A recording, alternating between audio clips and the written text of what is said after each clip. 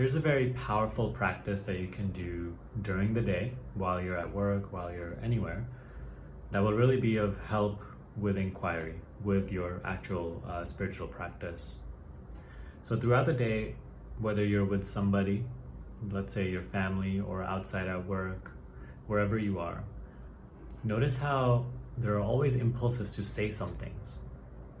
Maybe you're just doing work and next to a colleague, and the impulse arises to say this one thing that perhaps you have a joke that you want to tell, or you saw something earlier that you want to tell the story of. In that moment, acknowledge that you have the choice to not allow this thought to find expression. Acknowledge your capacity to not say everything that appears in mind that I should say. If it is really important to say it, obviously you can acknowledge this, hold.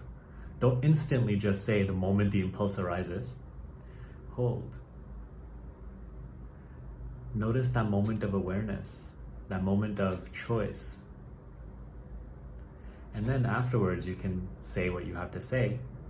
But other times you'll notice that what you had to say was actually completely pointless, unnecessary.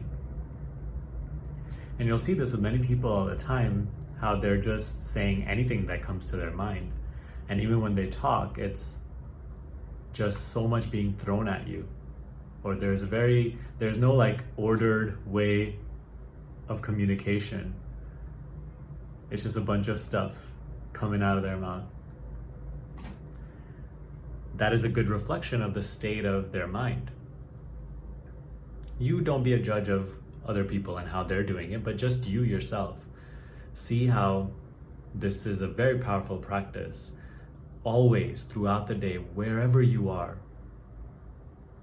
these impulses are arising to do this, to say this. Acknowledge how there is that moment of awareness where that impulse arises, and you can actually just hold rather than just compulsively allow that thought to be brought into expression. There's a moment of awareness. And in that moment, there's a choice to let this find expression or to simply let it go. In this way, what you speak will be cut in half. Your communication skills themselves will improve. You'll be able to better communicate your ideas using half the words that perhaps you're using right now. This will also bring more control to your behavior. You know how there's certain times, so many things that you do and you're like, what was I thinking? Why was I doing that? Because that is a state of compulsive behavior. So now that you're bringing more awareness into what you say and what you do, you will be automatically less reactive.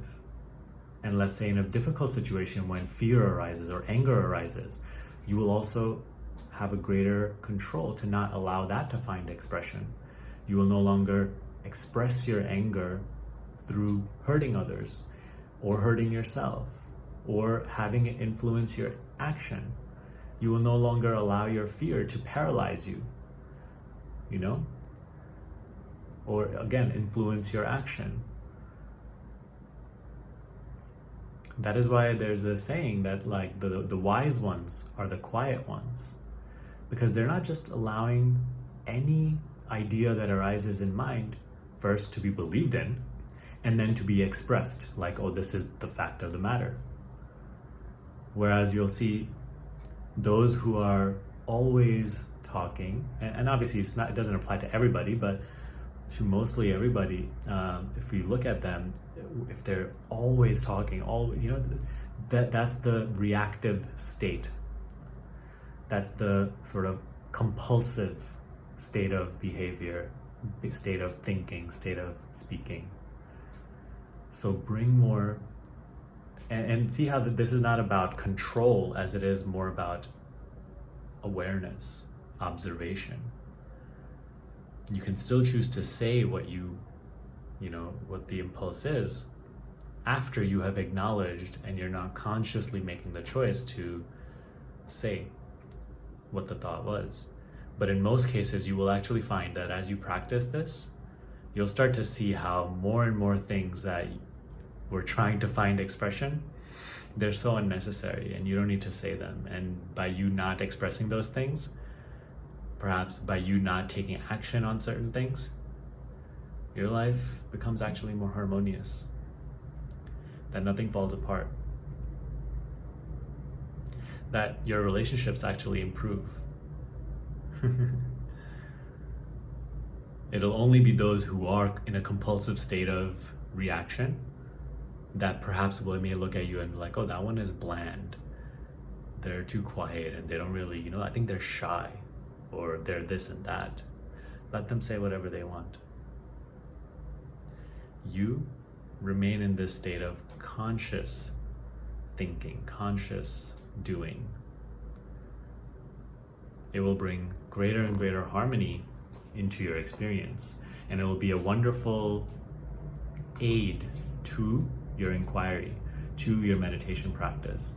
Because again, all that compulsiveness, that compulsive thinking, that scattered attention, all is it's like the dust being settled in the light of your observing, in the light of your awareness. So try this out. It's a very, very powerful method.